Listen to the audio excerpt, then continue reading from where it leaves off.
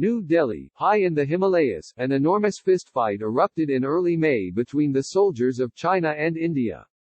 Brawls at 14,000 feet along their inhospitable and disputed frontier are not terribly unusual, but what happened next was. A few days later, Chinese troops confronted Indian soldiers again, this time at several other remote border points in the Himalayas, some more than 1,000 miles apart.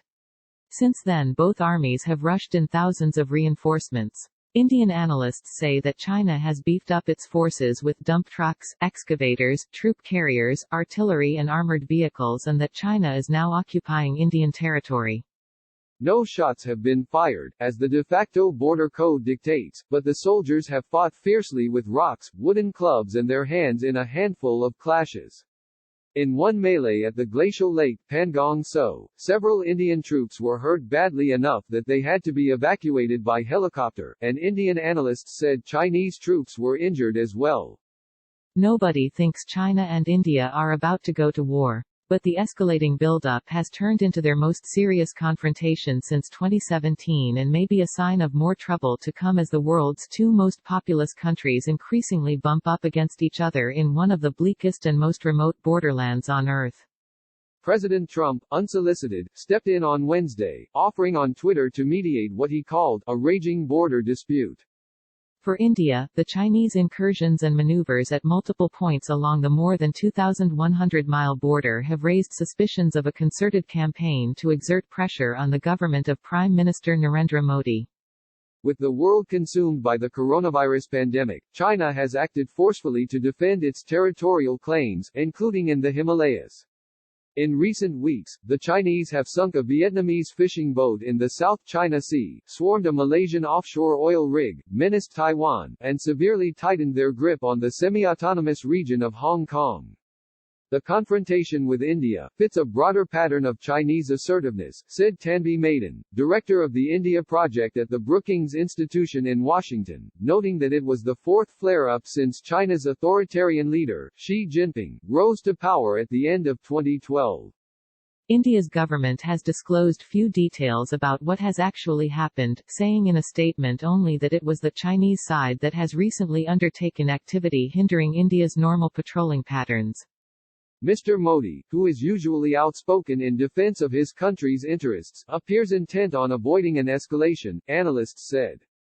The military skirmishes and standoffs with India seem to reflect Beijing's calculation that India's still increasing COVID-19 infections, coupled with its economic downturn, place it in no position to wage a border conflict, said Brahma Chelani, professor of strategic studies at the New Delhi-based Center for Policy Research. All this, he added, could also be Beijing's way of sending a political message to India not to get too close to the United States and to back off its criticism of the way China has handled the coronavirus. Even before the scuffling, India was feeling increasingly hemmed in by China's expanding economic and geopolitical influence in South Asia.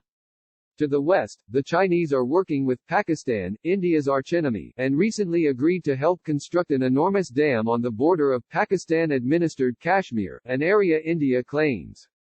To the east, China's new friend, Nepal, just produced a map that challenges where the Indian border lies. India has blamed China for stirring up the trouble.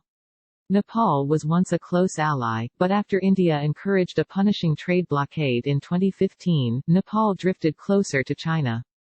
To the south, deep in the tropics, the Chinese have taken over an island in the Maldives, a few hundred miles off India's coast. Indian military experts say China has brought in millions of pounds of sand, expanding the island for possible use as an airstrip or submarine base.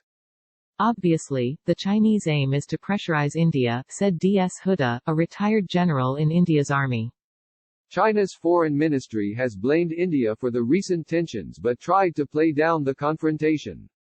That is in stark contrast to similar border skirmishes in 2017, when the two countries squared off for 73 days over another contested Himalayan border region near Bhutan, leading to a dangerous spike in nationalistic sentiment on both sides.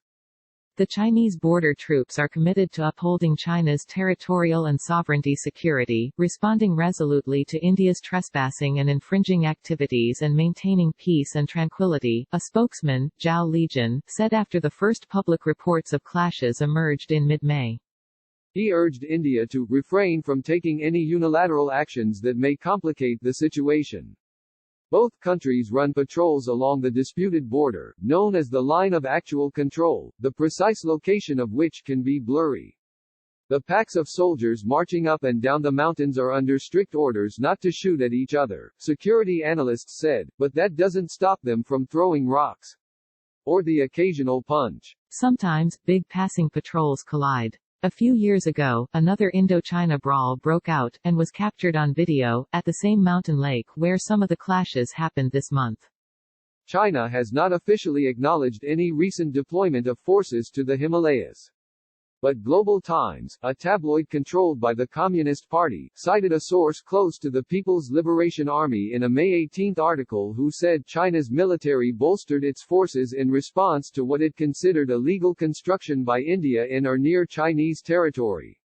China has a superior military, which analysts believe could force India to back down. Ajay Shukla, a former Indian Army colonel, estimated that China had brought in 3 brigades of the People's Liberation Army, amounting to thousands of troops, and India had deployed around 3,000 reinforcements. If they want to evict the Chinese, the Indian Army would have to start a shooting war, Mr. Shukla said. He doesn't think that will happen and added that India's options are limited by not wanting this to escalate. Just a few months ago, Mr. Modi and Mr. Xi were sipping fresh coconuts together during a quick summit meeting in southern India. A good relationship would help both countries in their aspirations for world power. Still, they have become increasingly watchful of each other, especially in the high Himalayas, where few ever go. India has recently stepped up efforts to improve the roads its military uses to crisscross the mountain passes in the Ladakh region, on the border of Tibet.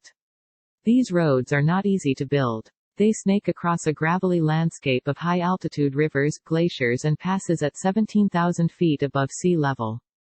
Analysts said that China did not intend to start a war but that it wanted to frustrate India's road-building efforts. The race to make these high mountain roads is becoming increasingly fraught. The 2017 standoff between India and China began when Indian troops physically blocked a Chinese road crew in a disputed region claimed by Bhutan, a close ally of India's.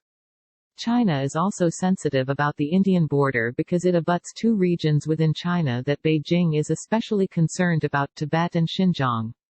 The spark of the recent tensions seems to have been one particular new road that the Indians have been building to reach a military airstrip at India's northernmost border outpost, which was the site of another border standoff in 2013. The 2 countries have established mechanisms for resolving border conflicts since 1962, when they went to war in the Himalayas, with India losing badly. There hasn't been a shot fired in years, Ms. Maiden said, adding that the last death from a border skirmish happened in 1975. Still, tensions could easily flare. All of this is happening in the area where they fought in the '62 war, she said. There is a lot of baggage associated with this on both sides.